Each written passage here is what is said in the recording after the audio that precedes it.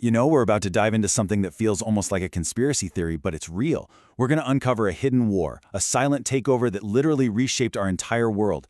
And it wasn't a war for land or for gold, it was a war for time itself.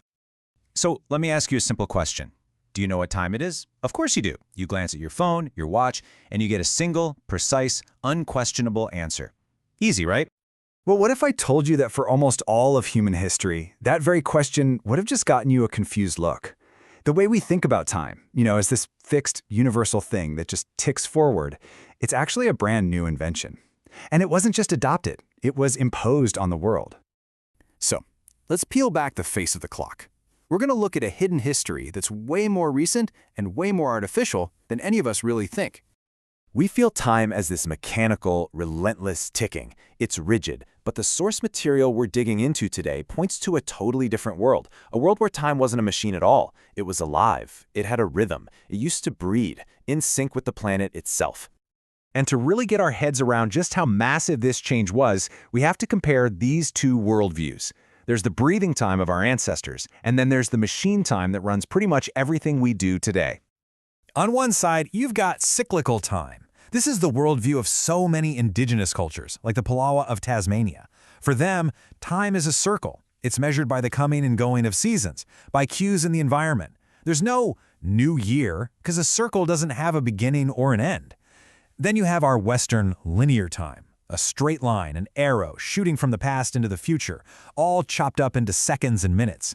One is about belonging to a cycle. The other is about conquering a line. And get this. This is how that breathing time actually worked. For more than 2,500 years, across ancient Egypt, Greece, Rome, people used something called temporal hours. It's simple, really. The daylight, from sunrise to sunset, was always divided into 12 hours. That meant an hour on a long summer day might actually be 75 of our minutes, while an hour on a short winter day could be just 45. Time literally stretched and shrank with the seasons. An hour wasn't always an hour. And this idea just perfectly sums up the old way of thinking. Take the Spasskaya Tower clock in Moscow back in the 1600s. It had 17 hours on its face. Why? To match the 17 hours of daylight in a Moscow summer? The tech adapted to nature, not the other way around. But this natural, flexible, breathing time, well, it didn't just fade out gracefully. It was systematically taken apart in what the sources for this explainer call the Great Time Heist. This was a series of deliberate acts that basically stole time from the sun and handed it over to the machine. So what is this number? 5,508. Okay, back in the year 1700, Tsar Peter the Great was obsessed with making Russia more like the West.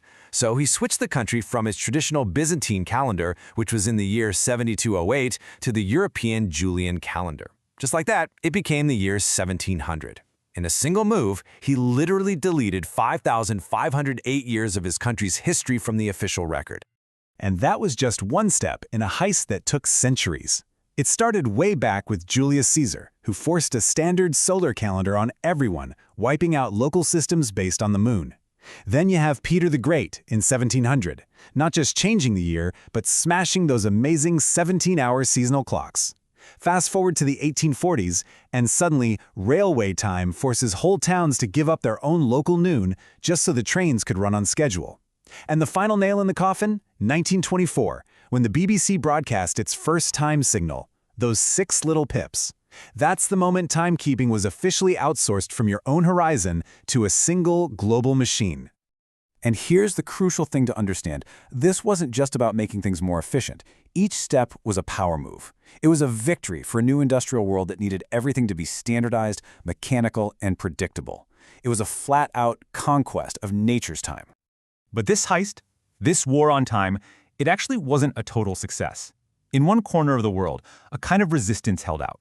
They guarded the evidence of a completely different way of seeing and measuring our world. They guarded a lost calendar. Because it was geographically isolated for centuries, the Ethiopian Orthodox Tewahedo Church basically became a time capsule for ancient texts. I mean, their biblical canon is the biggest in all of Christianity, 81 books. It includes incredible works that were totally lost or just rejected by Rome and the West. These aren't just bonus chapters, they're a window into a completely different timeline. And right at the heart of this is the Book of Jubilees. It's sometimes called the Lesser Genesis, and the only complete version of it that exists is in the ancient Ethiopian language of Ge'ez. And here's the kicker. Its whole purpose was to fight a war over calendars, a war that happened thousands of years ago. This proves this whole conflict is incredibly ancient. You see, the author of Jubilees was passionately fighting for a 364 days solar calendar. This was a direct shot at the lunar calendars that all the neighboring powers were using, calendars they saw as messy and imperfect. For them, this wasn't just about finding a better system. They were declaring that their solar calendar was divinely perfect, and everyone else's was just plain wrong. And we know this was a real major conflict because that same exact calendar was found with the Dead Sea Scrolls, used by another group that had split up from the main street. In this page, from an old Bible, just shows it all so clearly. Look at that. You see the timeline of Roman power, the list of Roman consuls, laid out as the absolute center of all history. This is the system that won. This is the timeline that crushed all those local, lunar, and cyclical ways of being. But hidden away in the highlands of Ethiopia, the memory of that other way, the solar calendar of Jubilees, it was kept safe. So, what does it all mean? What are the real consequences of living in this world that Rome and the real ways built? What happens when time stops breathing and only ever ticks? Well, the sources call our modern situation temporal sovereignty, and it makes sense. We've pretty much abolished the seasons, haven't we? With artificial light, we've conquered darkness. With central heating and air conditioning, we've created a permanent spring. We are no longer governed by the sun. But all that power, it came with a huge price tag.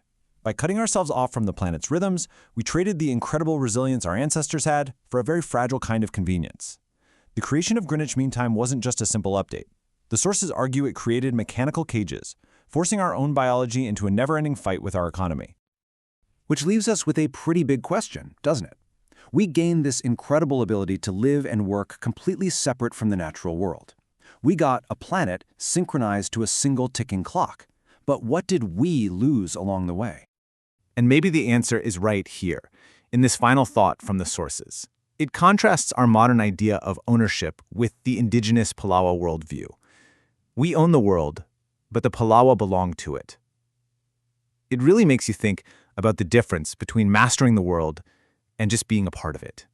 A difference you can maybe measure in the quiet space between a ticking clock and a breathing planet.